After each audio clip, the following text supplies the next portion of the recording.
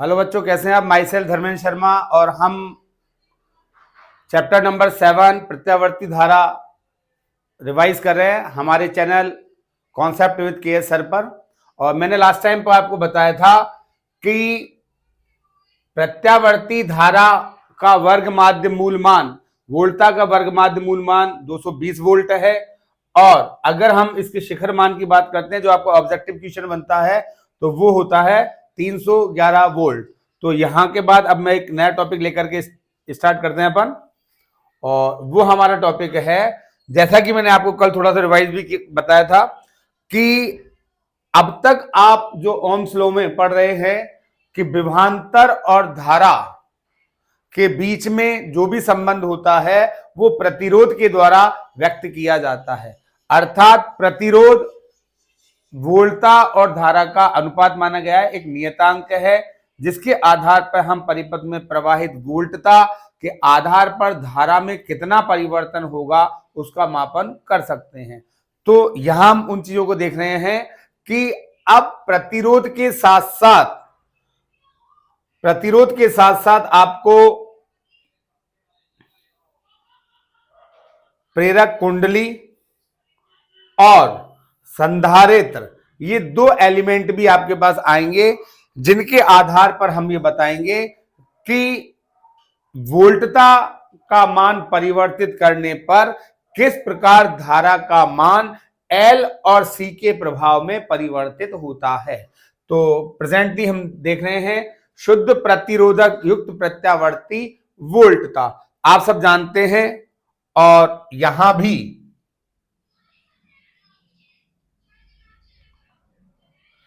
बताया गया है कि आपकी जो एक प्रतिरोधक है, प्रतिरोधक एक एलिमेंट है, एक अवयव है जिसका प्रतिरोध होता है R। तो एक प्रतिरोधक को सॉरी R एक प्रतिरोधक है जिसका प्रतिरोध R है, जिसे श्रेणी क्रम में प्रत्यावर्ती वोल्टता स्रोत के साथ संयोजित किया गया है। तो यहां पर जो आपकी प्रत्यावर्ती वोल्टता है, श्रेणी क्रम में प्रत्यावर्ती वोल्टता स्रोत के साथ संयोजित किया है किसी समय t पर प्रत्यावर्ती वोल्टता, जैसा कि मैंने आपको बताया था प्रत्यावर्ती वोल्टता या प्रत्यावर्ती धारा का मान लगातार समय के साथ परिवर्तित होता है।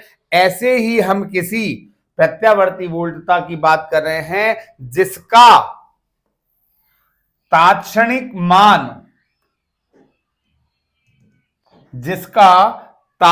मान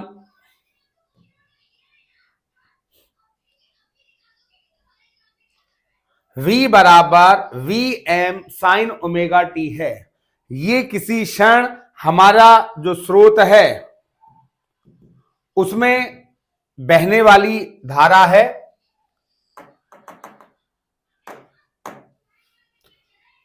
क्या हो गया इसमें?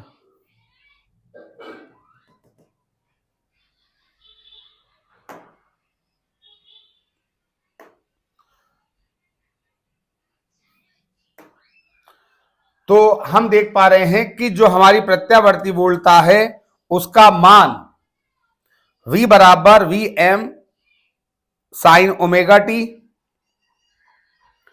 और प्रतिरोधक के स्रोत पर विभवांतर हम मान रहे हैं VR। ये प्रत्यावर्ती, कुछ गड़बड़ हो रहा है, एक सेकंड के लिए आप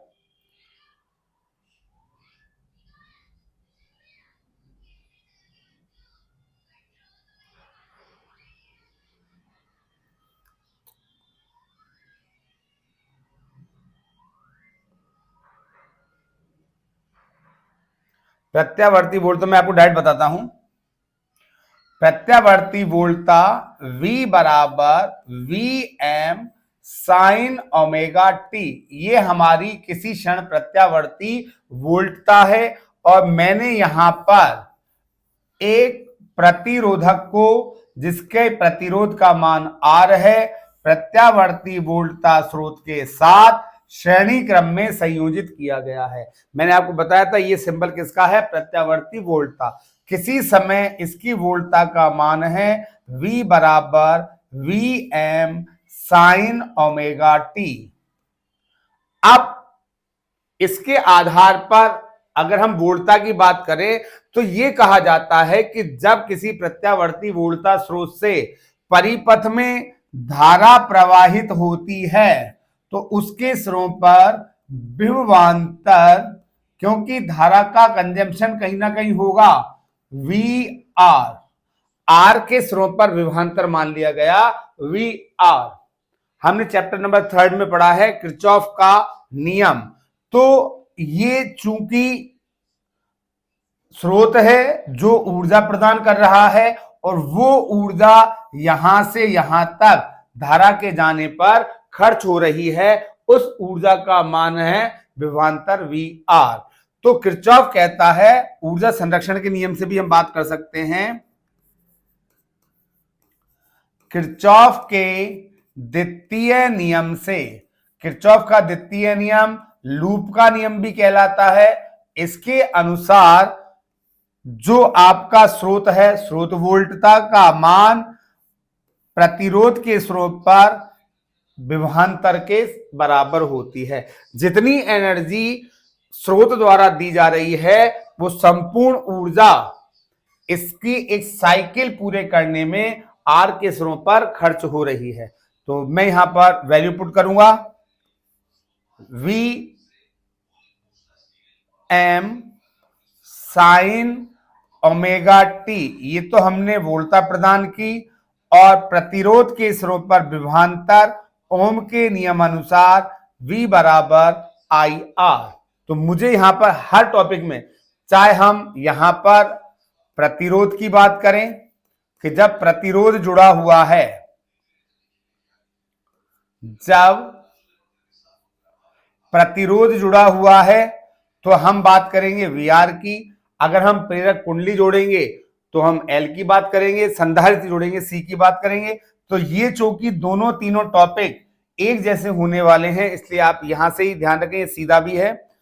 I हमें चाहिए, I बराबर Vm upon R sign omega T. Sorry, ये हमारी किसी क्षण प्रत्यावर्ती वोल्टता आ गई और ये हमारी किसी क्षण धारा का मान आ जाएगा। अब चूंकि आप सब जानते हैं कि विमीय समीकरण के आधार पर भी अगर इधर धारा है और ये जो राशि है ये मात्रकहीन विमाहीन राशि है, तो विमीय समीकरण के आधार पर भी अगर इधर धारा है तो इधर भी धारा होनी चाहिए। Then this value Vm upon R बराबर हो जाएगी Im के, और ये हमारे पास आ गया प्रतिरोधक की उपस्थिति में धारा का मान। समीकरण संख्या 2, जहां हम लिख सकते हैं where Im equals to Vm upon R। ये जो प्रतिरोधक वाला है ये इजी है, इसके बेस पर हम थोड़ा सा फिर आगे चलेंगे, इसलिए आप पहले इसको बहुत अच्छी तरीके से ध्यान दें। अब मैंने एक पॉइंट तो वो आपसे कहेगा कि धारा का मान निकालिए। धारा का मान हमारे पास आ गया। विभवांतर में किसी भी भौतिक राशि का भाग दिया जाए और प्राप्त मान अगर धारा आ रही है तो वो वाला मान प्रतिरोध होगा। विभवांतर में किसी भी भौतिक राशि का भाग दिया जाए और प्राप्त राशि अगर धारा आ रही है तो ये वाला जो मान है वो आपका प्रतिरोध होगा या प्रतिरोध की तरह व्यवहार करेगा। अब यहां पर दूसरा पॉइंट आता है आपका कलांतर। ये जो कलांतर है ये बना है कला कोणों के अंतर। तो कला कोणों का अंतर अगर आप देखें तो ये जो टर्म होती है ओमेगा टी, ये टर्म कहलाती है कला कोण। मैंने आपको अभी जब कल प्रत्यावर्ती धारा पढ़ाई थी तो मैंने आपसे कहा था कि 0, 90, 180, 270 और 360, ये इसके कला कोण हैं। तो और ये वाली वैल्यू हमारी कहां से निकलती है? ओमेगा बराबर 2 पाई/टी।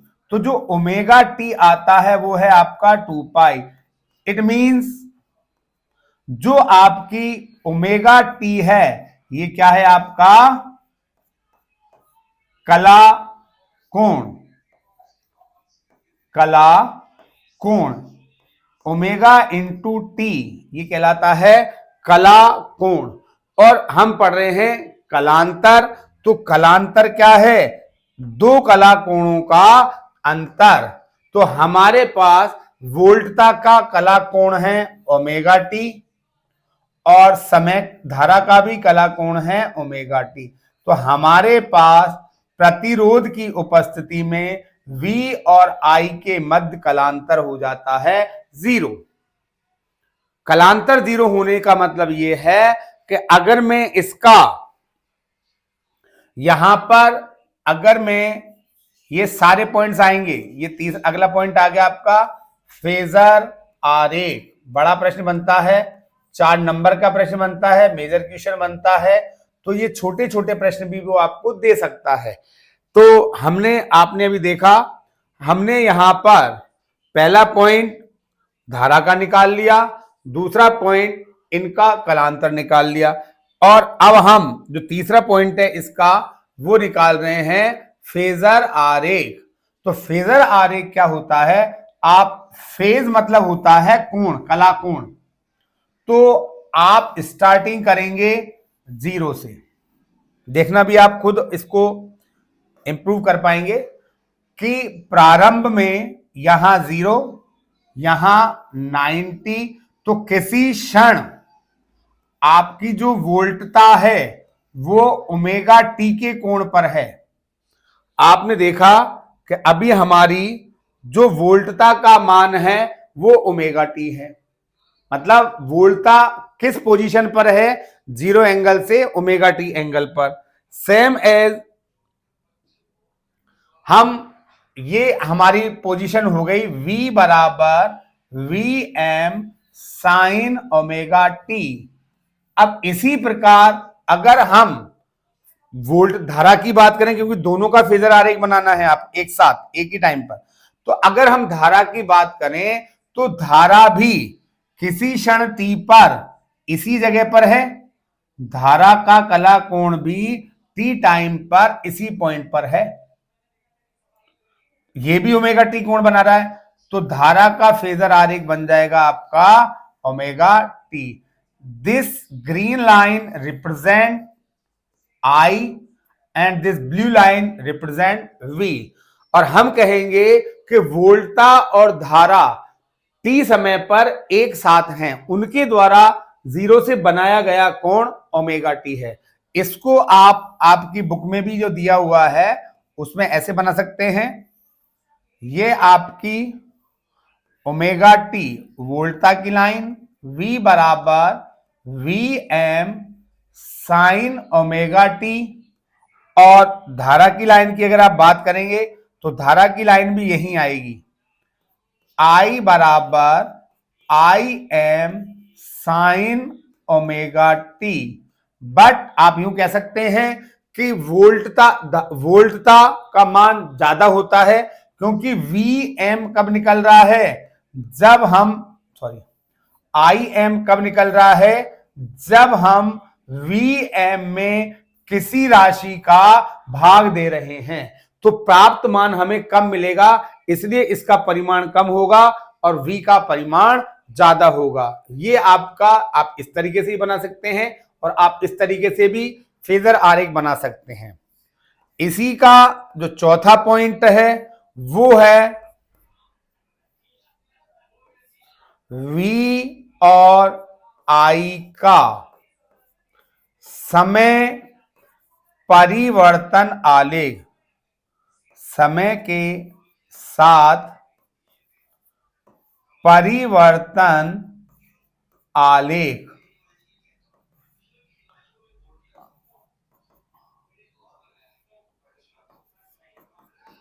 आलेख, वोल्टा और धारा का समय के साथ परिवर्तन आलेख। तो जहां कहीं भी आप समय परिवर्तन आलेख बनाएंगे वहां पर आप सबसे पहले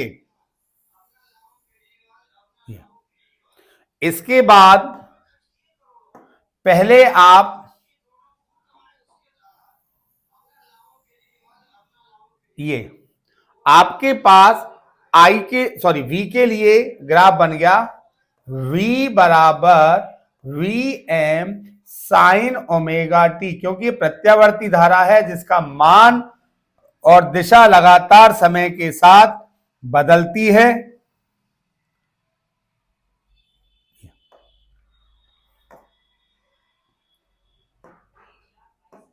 ये जो मान आया है ये V का अधिकतम मान है जिसे मैं लिखूंगा Vm, और ये वाला मान इस क्षण -Vm, क्योंकि प्रत्यावर्ती वोल्टा का मान समय के साथ लगातार परिवर्तित होता है।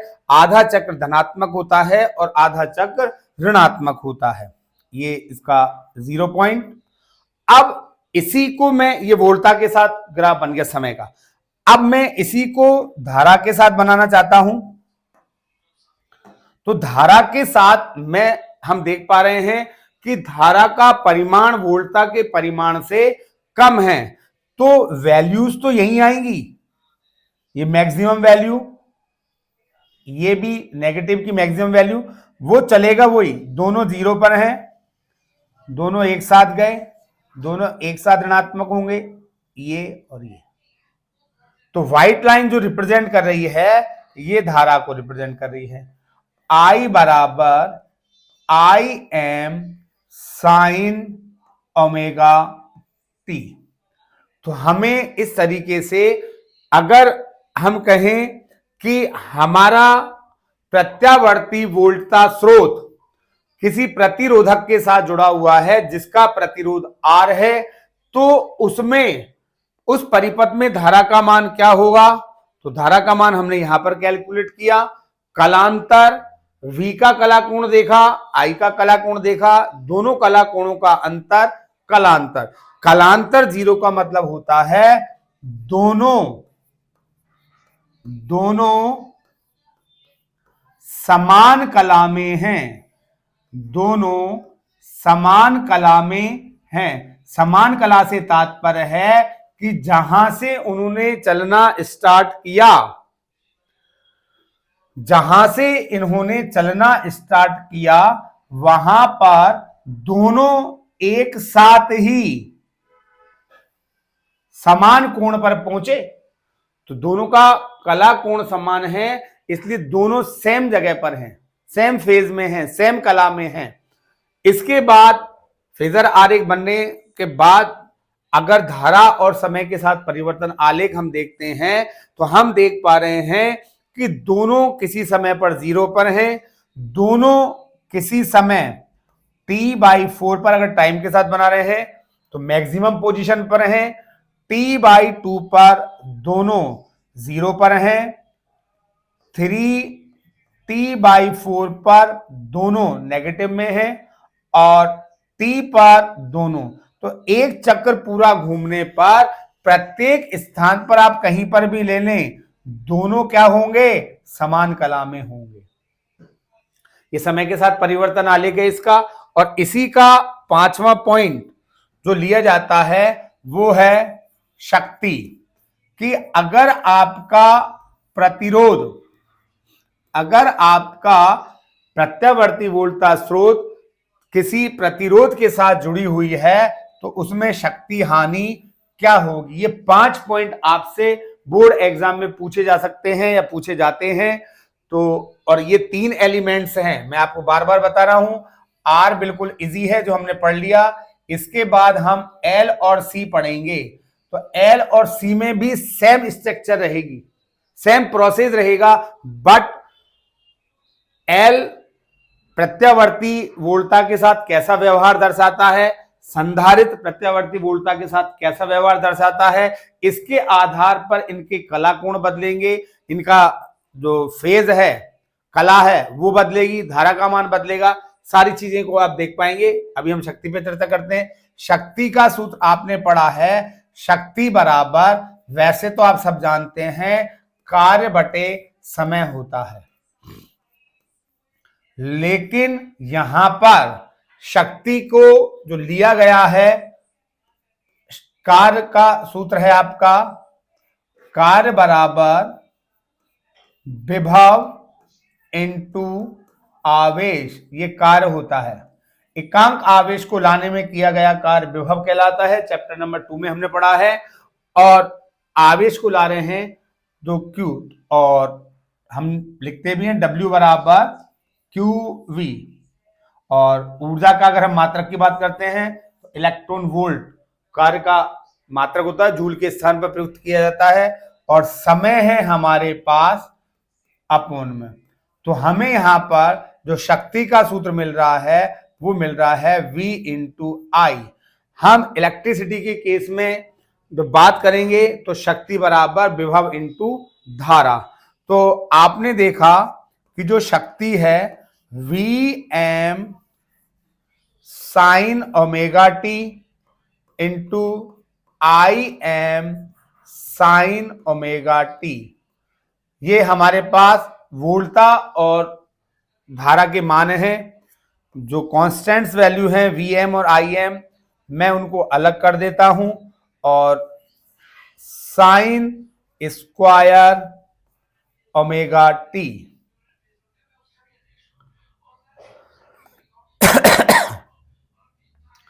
तो शक्ति का मान Vm साइन ओमेगा टी और धारा का मान Im साइन ओमेगा टी, तो साइन स्क्वायर ओमेगा टी। अगर मैं इसके औसत मान की बात करूं, शक्ति का औसत शक्ति, तो औसत शक्ति लेने के लिए मैंने कल आपको बताया था इससे पहले वाले वीडियो में, एवरेज को इस तरीके से प्रेजेंट करते हैं, Vm Im टाइम इंडिपेंडेंट है, समय पर निर्भर नहीं है, इसलिए इनका कोई औसत नहीं आएगा। औसत आएगा किसका?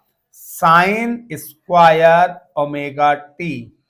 तो साइन स्क्वायर जो ओमेगा टी है उसका औसत मान कल हमने देखा था पिछली वीडियो में, Vm और Im को, चलो Vm Im लेते हैं, Vm Im, और इसका औसत मान होता है 1/2 साइन स्क्वायर थीटा, और कॉस स्क्वायर थीटा का एक पूर्ण चक्र में औसत मान होता है हाफ, और हमने VRMS में भी निकाला था इसको।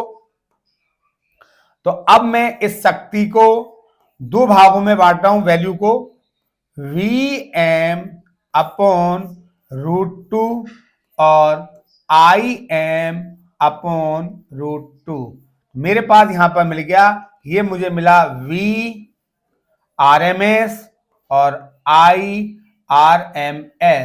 हमने पिछली वीडियो में देखा था कि RMS मान शिखर मान का 1/√2 गुना होता है।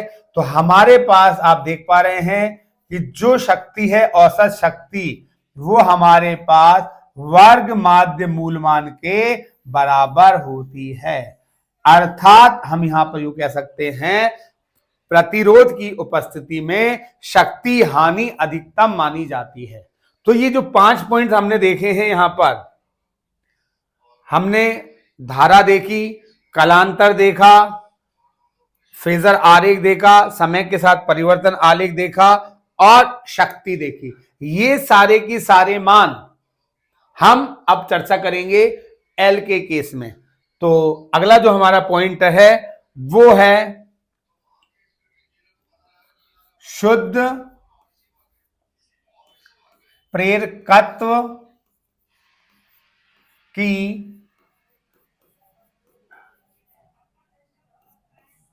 उपस्थिति में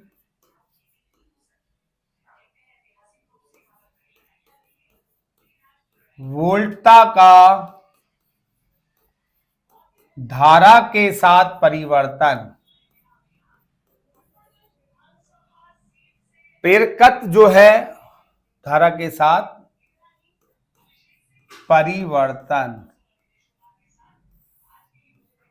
जो प्रेरकत्व है इसका उपकरण होता है, जो अवयव होता है उसे हम कहते हैं प्रेरक कुंडली। अगर आपकी कोई प्रेरक कुंडली प्रत्यावर्ती वोल्टा स्रोत के साथ, कोई प्रेरक कुंडली, ये प्रेरक कुंडली का सिंबल है, जो आपकी प्रत्यावर्ती वोल्टा स्रोत के साथ अगर जुड़ी हुई है, तो इस प्रेरक कुंडली का जो प्रेरकत्व है या स्वप्रेरकत्व है वो है आपका L। और किसी क्षण जो हम अप्लाई कर रहे हैं वो है Vm sin ओमेगा t। मैं इतनी वोल्टता इस प्रेरक कुंडली को दे रहा हूं जिसके कारण इसमें धारा का प्रवाह होगा, और यहां पर मुझे इसके सिरों पर जो विभवांतर मिलेगा, सेम प्रोसेस है आपका जो आर में लिया था। आप अपनी कॉपी खोल करके भी देख सकते हैं इसको, साथ के साथ भी आप मेरे साथ भी रिवाइज कर सकते हैं। तो इसका विभवांतर होगा VL। तो हमने कहा माना L प्रेरकत्व की एक प्रेरक कुंडली एक प्रत्यावर्ती वोल्टा स्रोत के साथ जुड़ी हुई है। किसी समय पर वोल्टा का मान या तात्क्षणिक मान हम कह सकते हैं V बराबर Vm sin ओमेगा t, और इसके कारण L के सिरों पर विभवांतर कितना मिल रहा है L के सिरों पर आपको VL। तो बंद लूप के लिए हम वापस किरचॉफ के नियम के साथ चलेंगे। किरचॉफ के द्वितीय नियम अनुसार, किरचॉफ के द्वितीय नियम अनुसार क्या मिल रहा है आपको? V बराबर VL। समय पर वोल्टता और उसके कारण विभवांतर, ये जो VL होता है ये हमने चैप्टर नंबर 6 में पढ़ा है। यहां तो हम वैल्यू पुट करेंगे Vm sin ओमेगा t, और ये वैल्यू हमारे पास आ जाती है L di अपॉन dt। स्वप्रेरकत्व के लिए विद्युत वाहक बल का जो मान होता है वो इस तरीके से निकाला जाता है। और आपने अगर पढ़ा हो तो फाई बराबर होता है Li, और d फाई अपॉन dt जो फैराडे के नियम के अनुसार होता है L di अपॉन dt। तो जो आपका चैप्टर नंबर 6 है वहां पर फैराडे ने कहा है कि अगर फ्लक्स में समय के साथ परिवर्तन होगा तो प्रेरित विद्युत वाहक बल उत्पन्न होगा di अपॉन dt। E बराबर L di upon dt। Length ने जब इसको अप्लाई किया तो उसने यहां पर केवल नेगेटिव साइन लगा दिया, ये नेगेटिव साइन। तो हम उसकी ज्यादा चर्चा नहीं करते, हम तो ये कहते हैं कि L के सिरों पर विभवांतर L di अपॉन dt। अब मुझे क्या चाहिए? मैंने जैसा कि आपको बताया था V बराबर VR, वहां मैं ले रहा हूं V बराबर VL। अब चूंकि यहां पर I di अपॉन dt की फॉर्म में आया है और मुझे वहां से I निकालना है, तो थोड़ा सा कॉन्सेप्ट अलग होगा, बाकी मेथड आपका वही चल रहा है। तो यहां हमें di अपॉन dt अगर चाहिए तो मुझे क्या करना पड़ेगा? di अपॉन dt लेने के लिए Vm के अपॉन में L को ले जाऊंगा, L, और ये साइन ओमेगा t। I चाहिए देन dt को भी मुझे ट्रांसफर करना पड़ेगा। di equals to Vm upon L sine omega t dt। मैं अब बहुत पास हूं I के, मुझे केवल इस समीकरण का समाकलन करना है। तो समाकलन जब मैं करूंगा तो आपको मैं कई बार बता चुका हूं, समाकलन में हम क्या करते हैं? साइन का कॉस अवकलन होता है और कॉस का साइन माइनस साइन भी अवकलन होता है। जब मैं लेफ्ट टू राइट जाऊंगा तो मैं क्या लूंगा, अवकलन। और जब मैं राइट टू लेफ्ट आऊंगा तो मैं क्या करूंगा, समाकलन। तो आप देख पा रहे हैं साइन का समाकलन क्या बन जाएगा हमारे पास, ये हमारा साइन, और साइन का समाकलन बन जाएगा कॉस। तो समाकलन जब करते हैं, समाकलन करने पर हमें मिल रहा है डी आई का, तो I V M upon L integration of sine omega T D T. तो साइन का समाकलन करने पर क्या मिला, V M upon L, sine का समाकलन होगा माइनस कॉस ओमेगा टी। और जिस टर्म के साथ आप समाकलन कर रहे हैं उसके साथ अगर कोई दूसरी वैल्यू जुड़ी हुई है तो कहां पे जाती है, बटे में। तो हमारे पास आई की वैल्यू क्या आ गई, आई बराबर minus V M upon omega L cos omega T. हमारे पास आई की वैल्यू आ गई, आई बराबर V M upon omega L with negative sign cos omega T. मैंने आपसे कहा था कि वी एम के अपोन में आप अगर कोई भी वैल्यू लेते हैं और रिजल्ट धारा के रूप में आता है तो ये वाला जो मान होता है इसे हम कहते हैं प्रतिरोध। तो यहां पर चूंकि एल के कारण हो रहा है इसलिए हम इसे कहेंगे प्रेरणिक प्रतिघात।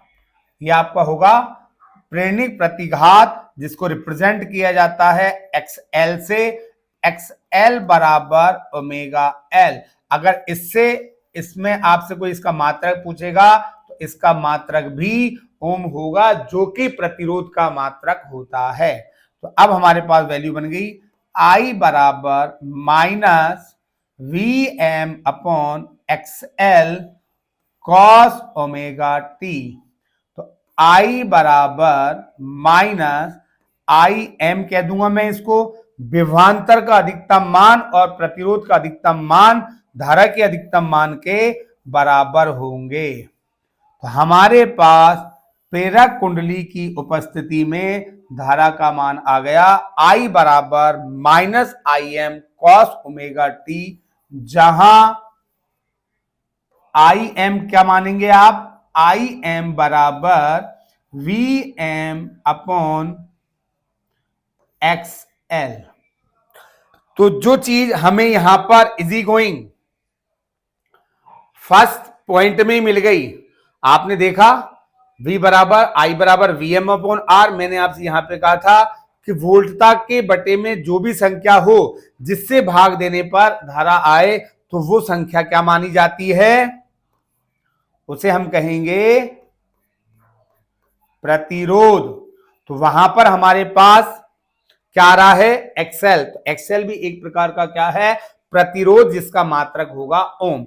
और फिर हमने यहां पर आई बराबर आई एम साइन ओमेगा टी। तो आर का कॉन्सेप्ट बहुत छोटा था, बहुत सरल था, इसलिए मैंने सबसे पहले आपको इसको बताया ताकि आप एल और सी को जब पढ़ें तो उनके कॉम्प्लिकेशन से आप ज्यादा डिस्टर्ब ना हो। अब हमारे पास धारा आ गई, अब हमें चाहिए कलांतर। तो हमारा अगला पॉइंट हो रहा है कलांतर। तो किसके मध्य, V और I के मध्य। तो हमने देखा कि जो कलांतर होता है, कलांतर इसका सेकंड पॉइंट है, और जो कलांतर है वो क्या है, कला कोणों का अंतर। तो हमारे पास V इक्वेशन थी V M sine omega T, जिसका कला कोण हमें क्या मिल रहा है, जिसका कला कोण है ओमेगा टी। और अब हमें धारा की हम बात कर रहे हैं, तो धारा है minus I M cos omega T. तो सबसे मेन चीज जो आपके पास यहां पर आप देख पा रहे हैं कि यहां साइन है, यहां कॉस है। तो जब तक दोनों फॉर्मूले बराबर नहीं होंगे तब तक कला कोणों का निर्धारण नहीं होगा। तो यहां हमें क्या करना पड़ेगा, एक तो हमें इस माइनस साइन को हटाना है और एक इस कॉस को साइन में कन्वर्ट करना है। तो ये दोनों चीजों के लिए आपने 11th में अगर गणित में देखा हो त्रिकोणमिति, और वैसे भी ये इनिशियल आपको 11th में ही बता दिया जाता है कि जो साइन होता है, साइन थीटा बराबर कॉस 90 प्लस थीटा भी होता है, और कॉस 90 माइनस थीटा, चाहे आप 90 माइनस थीटा लें, सॉरी,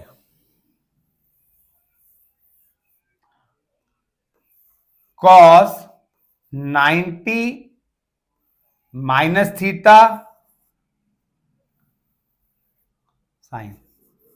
साइन 90 माइनस थीटा और साइन 90 प्लस थीटा, दोनों आपके फर्स्ट और सेकंड क्वाड्रेंट्स में होते हैं, और इन दोनों का सेम रिजल्ट आता है कॉस थीटा।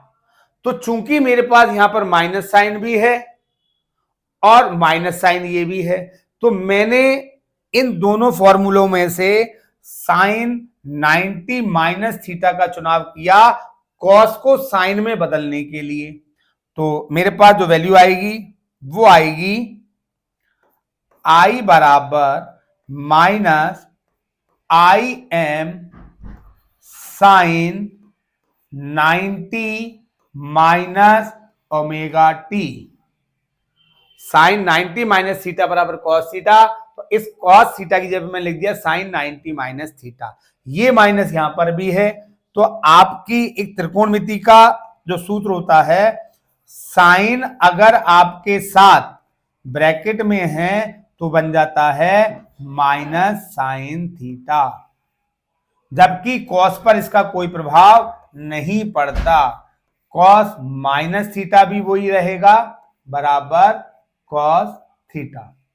तो हम यहां पर देख रहे हैं, यहां माइनस आ गया, यहां माइनस, इस वाले फॉर्मूले का उपयोग करते हुए मैं माइनस, इस माइनस की इस ब्रैकेट के अंदर एंट्री करा देता हूं, तो मेरे पास सूत्र आ गया आई बराबर आई M sine omega T minus 90। ये मेरा धारा के लिए सूत्र आ जाएगा। ये धारा का सूत्र जब डायरेक्ट आप ले रहे हैं तो कॉस की फॉर्म में ले सकते हैं, लेकिन अगर हमें कलांतर लेना है तो अब देख पा रहे हैं आप, यहां साइन ओमेगा टी और यहां साइन ओमेगा टी माइनस 90, तो हमारा जो कला कोण आएगा वो कलांतर क्या बन गया है, यहां पर जो कलांतर बन रहा है फाई बराबर वोल्टा का पहले लिखते हैं हमेशा और साइन का बाद में माइनस 90।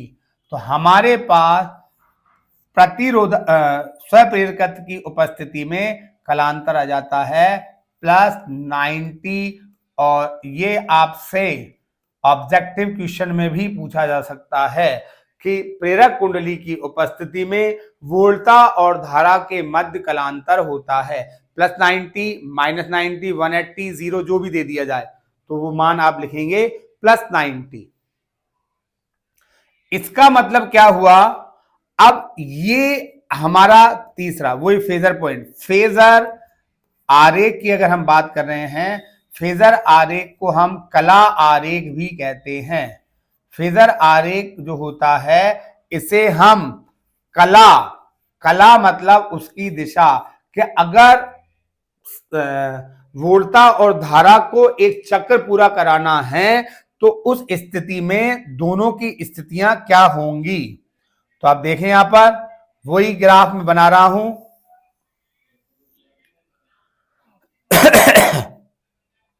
ये हमारा 0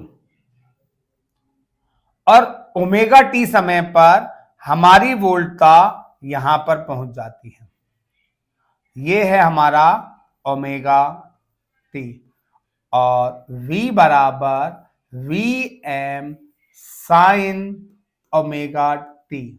अब बात आ रही है दोनों के मध्य कलांतर कितना है, 90 डिग्री। वोल्टता धारा से, क्योंकि पहला जो मान है वो V का मान है, दूसरा जो मान है वो I का मान है। बड़े मान में से छोटा मान घटाने पर ही धनात्मक मान प्राप्त होता है। तो वोल्टता धारा से 90 डिग्री या π/2 कला कोण आगे है। इसका मतलब क्या हुआ, अगर मैं इसमें धारा की पोजीशन को डिफाइन करना चाहूंगा तो धारा की पोजीशन यहां आएगी,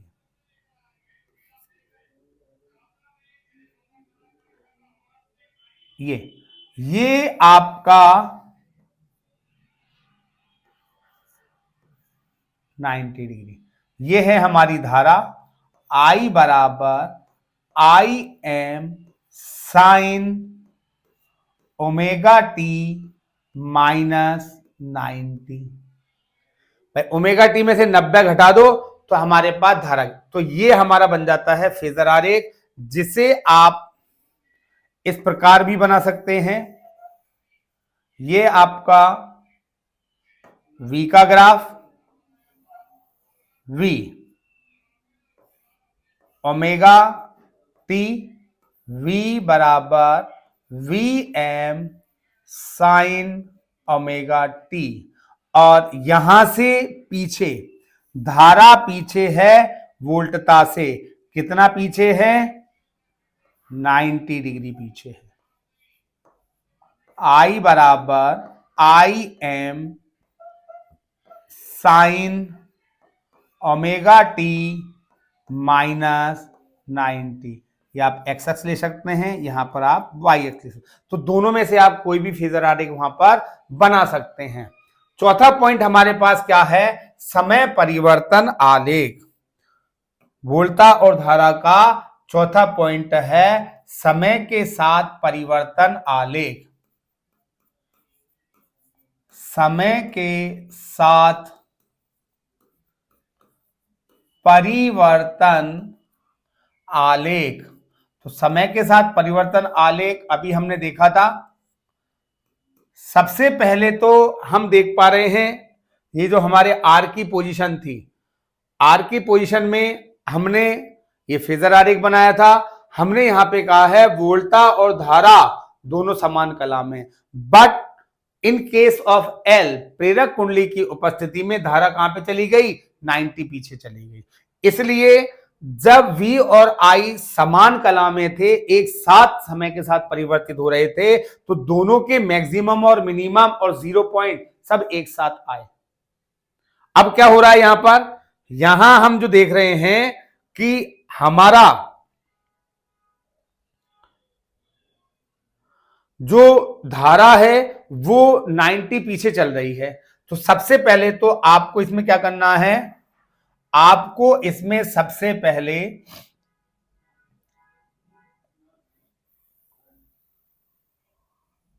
ये आपका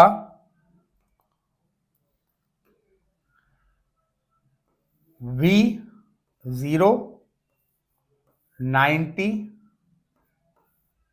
180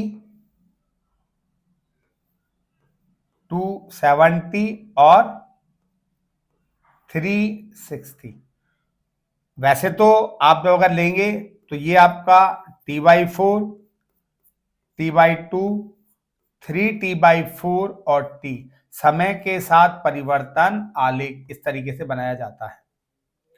ठीक है, लेकिन मैं आपको यहां पर ही बताना चाहता हूं कि V तो आपको मिल गया, V में हमारे साथ कोई दिक्कत नहीं है,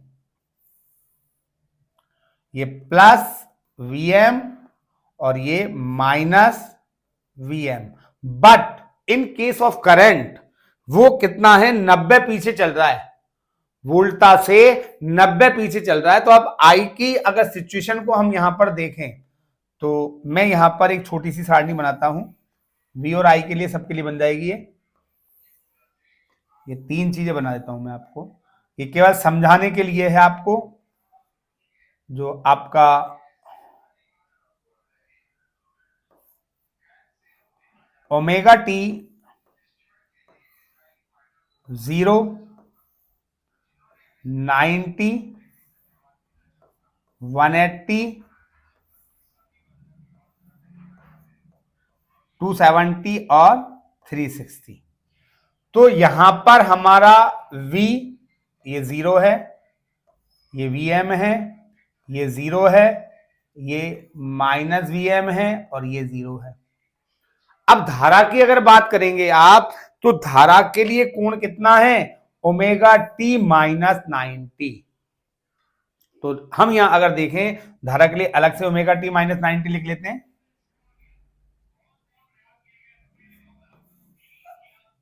ओमेगा टी माइनस 90। तो जब ओमेगा टी 0 है तो ये 90, जब 90 है तो 0, 180 है तो प्लस 90, 1 और 270 है तो 180 और 360 है तो 270। अब यहां पर साइन की वैल्यू आप लेंगे -1 0 +1 0 -1। ये हमारे पास किसके मान आएंगे? Im के। मतलब अगर मैं यहां पर लिखना चाहूं, यहां अगर मैं Im लिखूंगा तो मेरा Im यहां पर नेगेटिव आएगा, यहां 0 आएगा, यहां प्लस Im आएगा, यहां 0 आएगा या माइनस Im आएगा। ये मेरे पास धारा के मान आएंगे। तो मैं इसी सारणी से अगर हम देखते हैं तो इस सारणी से जब ओमेगा टी 0, क्योंकि ये जो लाइन आ रही है ये लाइन किसकी है? ओमेगा टी की। ओमेगा टी जब 0 है तो हमारा मान क्या है? -Im। जब ओमेगा टी 0 है तो हमारा मान है -Im। ओमेगा टी 0 तो हमारा मान है -Im, ये -Im। जब ओमेगा टी 90 है तो हमारा मान है 0। जब ओमेगा टी 180 है तो हमारा मान है +1। जब ओमेगा टी 270 है तो हमारा मान है 0। और जब ओमेगा टी 360 है तो हमारा मान है -Im। अब देखो आप, मैंने यहां पर एक चीज और बताई आपको कि जो मैंने Vm की लाइन ली है वो बड़ी ली है और जो Im की लाइन है वो मैंने छोटी ली है, क्योंकि मुझे जो Im मिल रहा है वो Im कब मिल रहा है? वो Im मुझे Vm में XL का भाग देने पर प्राप्त हो रहा है। जो Im आ रहा है वो Vm में XL का भाग देने पे आ रहा है, और तो XL से जो भी भाग देने पे जाएगी वैल्यू वो क्या होगी? कम होगी। तो अब मैं ये पीली डॉट्स को अगर मिलाता हूं, पीली डॉट्स को अगर मैं मिलाता हूं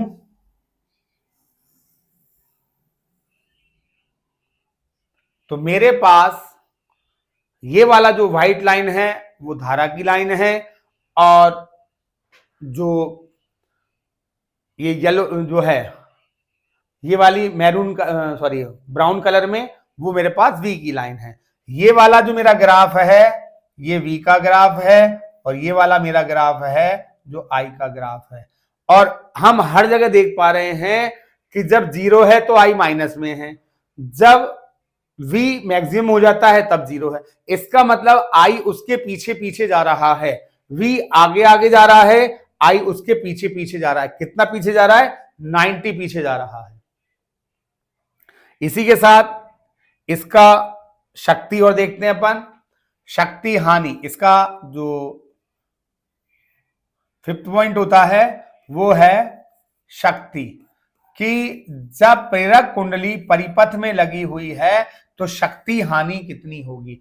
शक्ति हानि का सूत्र मैंने आपको बताया है, शक्ति बराबर VI। तो शक्ति V की वैल्यू हम जानते हैं, V बराबर Vm साइन ओमेगा टी, और I की value Im cos omega T with negative sign. यह भी हमने यहां पर देखी थी। यहां पर हमें ये वाला मान मिल रहा है I बराबर -Im कॉस ओमेगा टी। तो यहां मैंने I का मान Im cos omega T, P को मैं माइनस को बाहर ले लेता हूं, Vm और Im एक साथ हैं, यहां साइन ओमेगा टी और कॉस ओमेगा टी। तो हमें मिल गया P बराबर माइनस एज इट इज रहने दो VmIm। चूंकि औसत शक्ति की बात करेंगे तो मुझे इसे एक फॉर्मूला बनाना पड़ता है। मैं यहां पर 1/2 से गुणा कर रहा हूं, भाग दे रहा हूं, और 1/2 से मैंने इसको गुणा कर दिया। V बराबर Vm sine omega T cos omega T. ये मेरा एक फॉर्मूला होता है, आप लोगों ने भी पढ़ा होगा ट्रिग्नोमेट्री में। 2 sign omega T cos omega T बराबर हो जाता है माइनस ये 1/2 साथ में Vm Im, और this is our formula sine 2 omega T. ये ट्रिग्नोमेट्रिक फंक्शन है। साइन 2 ओमेगा 2 का सूत्र होता है 2 साइन थीटा कॉस थीटा। अब अगर मैं औसत शक्ति की बात करूंगा तो औसत शक्ति में मैंने आपसे कहा है कि जिन टर्म्स में टाइम नहीं है उनको आप एज ए कॉन्स्टेंट्स मानेंगे, और जिन टर्म में साइन है आप उन्हें ब्रैकेट के अंदर एवरेज की फॉर्म में लिख देंगे। हम पढ़ चुके हैं साइन थीटा और कॉस थीटा का औसत मान 0 होता है। तो हमारे पास एक पूर्ण चक्र में ये वाला मान 0, इसलिए प्रेरक कुंडली की उपस्थिति में कोई शक्ति हानि नहीं होती। शक्ति हानि का मान 0 होता है। इंपॉर्टेंट कॉन्सेप्ट है यहां पर। क्यों? आपने देखा होगा कि अभी एलईडी बल्ब वगैरह जितने भी आ रहे हैं उनमें प्रेरक कुंडली का इस्तेमाल होता है। तो प्रेरक कुंडली का इस्तेमाल हो रहा है, क्यों हो रहा है? क्योंकि हमारा जो यूनिट है लाइट कंजम्पशन है वो एल के कारण क्या हो गया? कम हो जाता है। हमने यहां पर देखा था कि अभी जो हमारी वोल्ट प्रतिरोध के केस में जब हम बात कर रहे थे, आर के केस में जब हमने बात की थी, तो शक्ति हानि औसत शक्ति का मान आरएमएस शक्ति के बराबर है। मतलब जितनी वोल्टेज आ रही है वो सारी हमारी कंजम्पशन हो रही है। पहले आपके अपने घरों में पीले कलर के बल्ब लगा करते थे टंगस्टन के फिलामेंट पर, लेकिन अब क्या हो गया? अब इनकी जगह पर एलईडी बल्ब आने लग गए। 9 वाट, 12 वाट, 15 वाट आराम से बहुत अच्छा उजाला देते हैं, और उनमें शक्ति हानि शून्य होने के कारण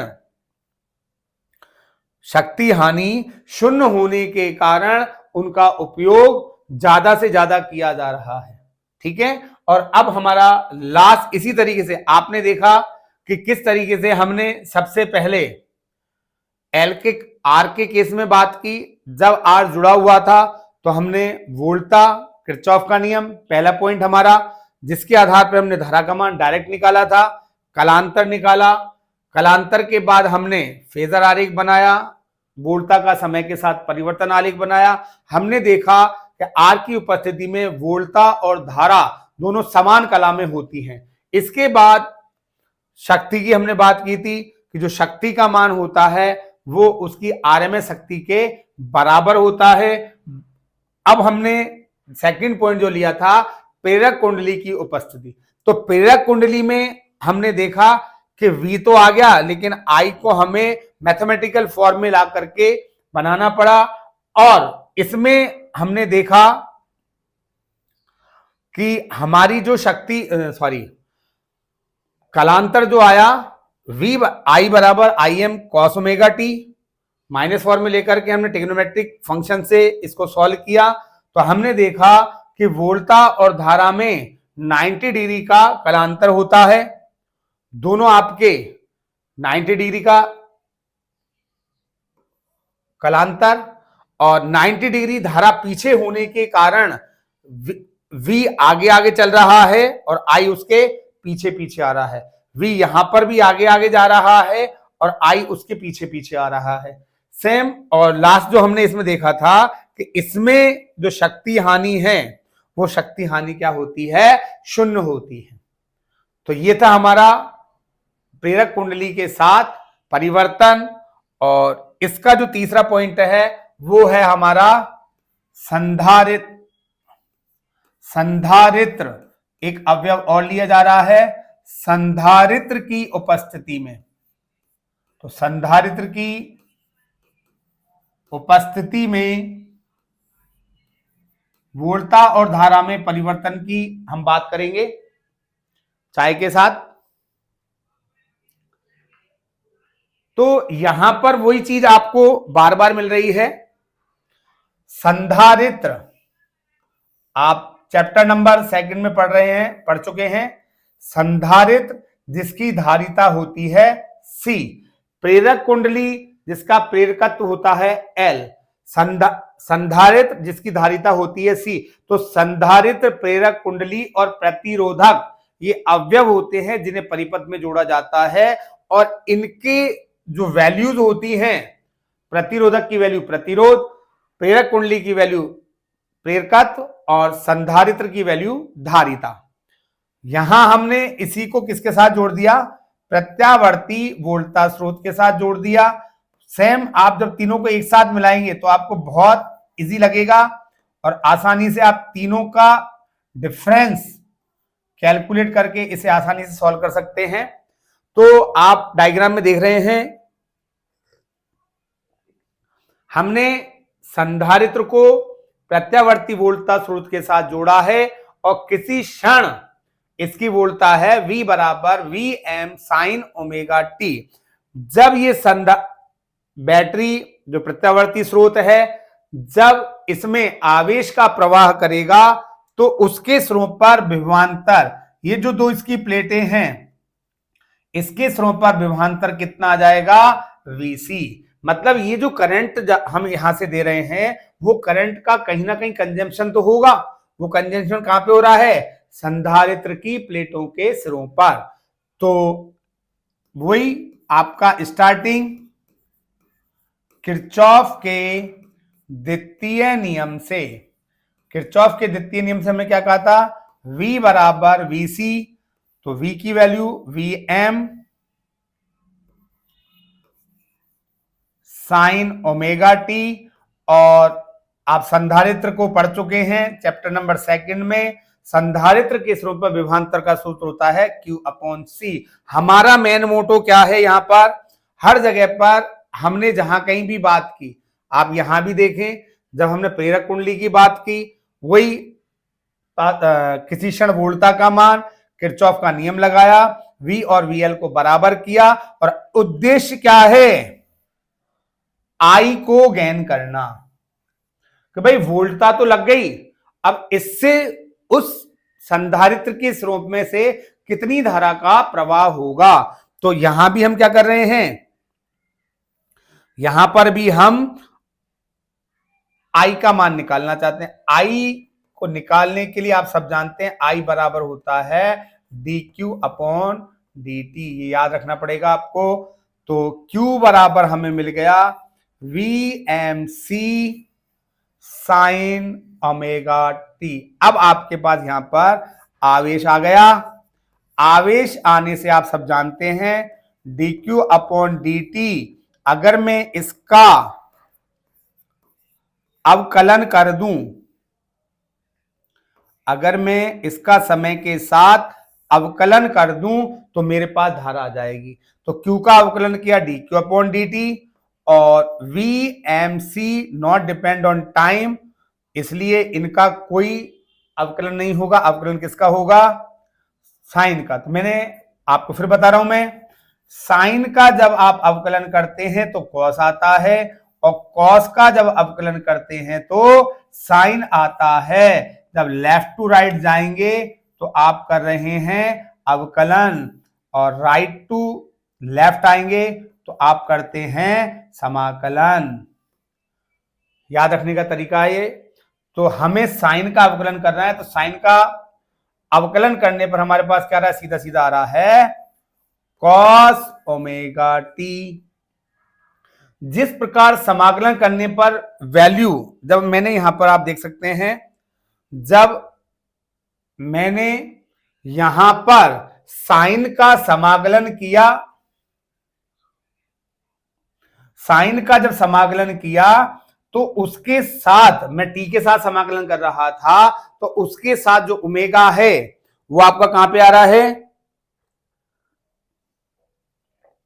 बटे में, जबकि जब मैं इसका अवकलन करूंगा तो मेरे पास ये तो हो गया आपका आई वी एम सी, और इसका मैंने अवकलन किया तो अवकलन करने पर क्या आता है ओमेगा, तो वहां पर समाकलन में बटे में आता है और अवकलन में गुणा में जाता है कॉस ओमेगा टी। अब हमने एक और चीज कही थी यहां पर, यदि हम फेजर आरेख कला कोण की जब बात करेंगे, क्योंकि इसमें V बराबर V M sine omega T है वोल्टा और धारा की, तो हमारे पास जब हम कलांतर की बात करेंगे तो यहां पर साइन है और यहां पर कॉस आ रहा है, तो पहली बात तो हम इनको इंटरचेंज करेंगे। सेकंड चीज यहां पर, क्योंकि हमने कहा जब हमने हमारा फर्स्ट रिजल्ट निकाला तो मैंने कहा Vm के बटे में कोई भी राशि अगर आती है और वो हमें धारा दे रही है, Vm अपॉन कोई भी राशि XYZ, और वो हमें क्या दे रही है धारा, तो ये वाला मान क्या होता है प्रतिरोध। इसी तरीके से मैंने आपको जब प्रेरक कुंडली की बात की थी,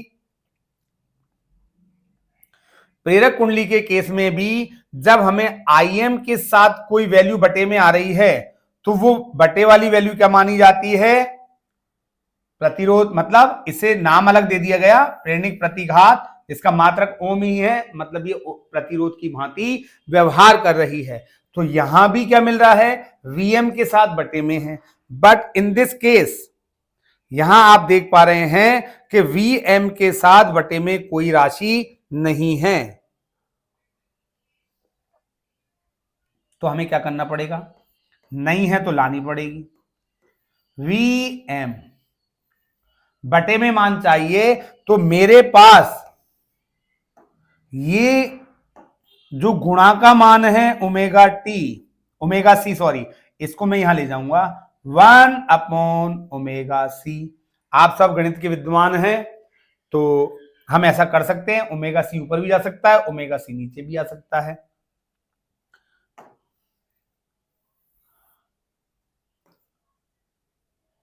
V बराबर V M sine omega T. तो अब ये तो बटे में चला गया, और कॉस का क्या कर लेंगे भाई, कॉस को हम लिखेंगे साइन 90 प्लस ओमेगा टी, जैसा कि मैंने आपको यहां कुछ टाइम पहले ही बताया है। हम साइन 90 माइनस थीटा को भी कॉस थीटा लिख सकते हैं, साइन 90 प्लस थीटा को भी कॉस थीटा लिख सकते हैं। हमारा यहां प्रॉब्लम था ये माइनस साइन, इसलिए हमने माइनस वाली टर्म ली, और यहां हमारे पास कोई माइनस का झंझट नहीं है, तो हम यहां पर डायरेक्ट कॉस को साइन प्लस थीटा में लिख सकते हैं। तो देखो V के साथ जो भी राशि होती है वो प्रतिरोध कहलाती है, तो this value will be resistance, प्रतिरोध मान लेंगे, इसको XC लिख दूंगा मैं, और साइन ओमेगा टी प्लस 90, तो XC क्या बन गया आपका, XC को मैं कहूंगा XC धारितीय प्रतिघात। XC आपका क्या है धारितीय प्रतिघात, जिसका मान होता है 1/ओमेगा-c, और मात्रक वही होगा जो R का हुआ, XL का हुआ, वही मात्रक आपका XC का होगा। तो हमें यहां पर V के साथ साइन के साथ ओमेगा टी मिल गया, इसको भी मैं लिख देता हूं, I बराबर IM sign omega T plus 90। तो अब ये पूरा तो मान आया हमारे पास धारा का। अब इसमें हमें वही पॉइंट कलांतर, तो v का वैल्यू क्या है? v है Vm साइन ओमेगा टी और I है Im sign omega T plus 90। कला कोण आपको मिल गए हैं दोनों के, तो आप कलांतर निकाल दीजिए। कलांतर पहले v की वैल्यू और बाद में I की वैल्यू। तो हमारे पास इसका कलांतर आ गया -π/2। जब हमने L की बात की थी तब हमारा कलांतर था +π/2, यहां पर कलांतर है -π/2। इट मींस जो वोल्टेज है वो अब धारा से पीछे चल रहा है, धारा आगे आगे चल रही है, वोल्टता पीछे पीछे जा रही है। पहले वोल्टता आगे धारा पीछे, अब धारा आगे वोल्टता पीछे। ये कमाल है इन अवयवों का। आर में दोनों समान चले थे, एल में वोल्टता आगे हो गई, धारा पीछे हो गई।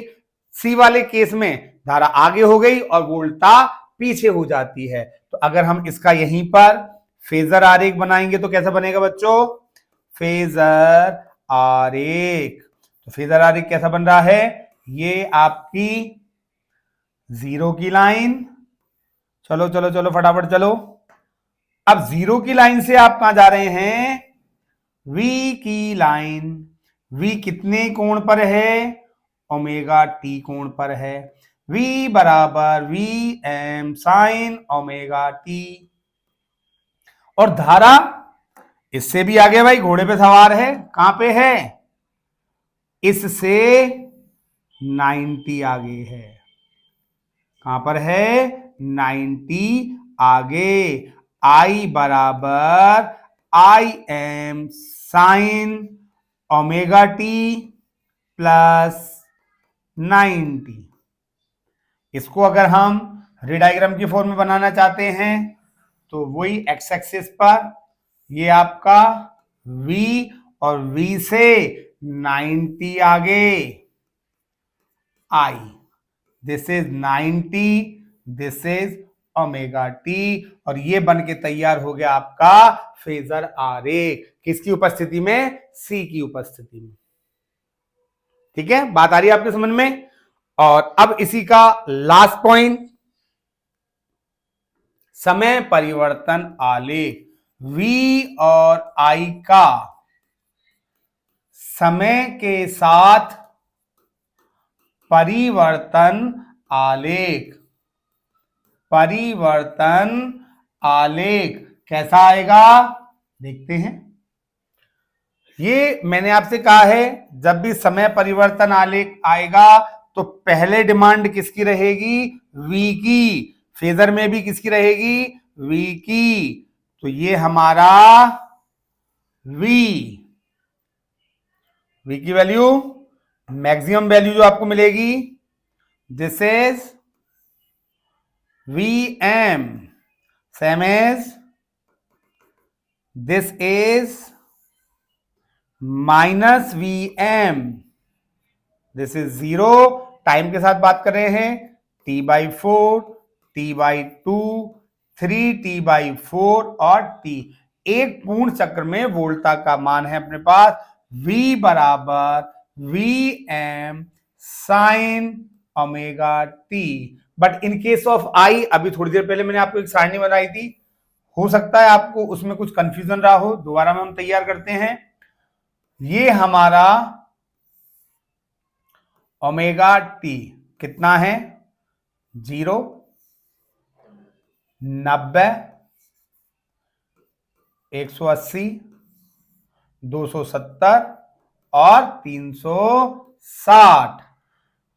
V की वैल्यू, V 90 पर 0 पर 0, 1 0 -1 0, मतलब आपको जो Vm मिलेगा दिस इज Vm पॉजिटिव और दिस इज Vm नेगेटिव।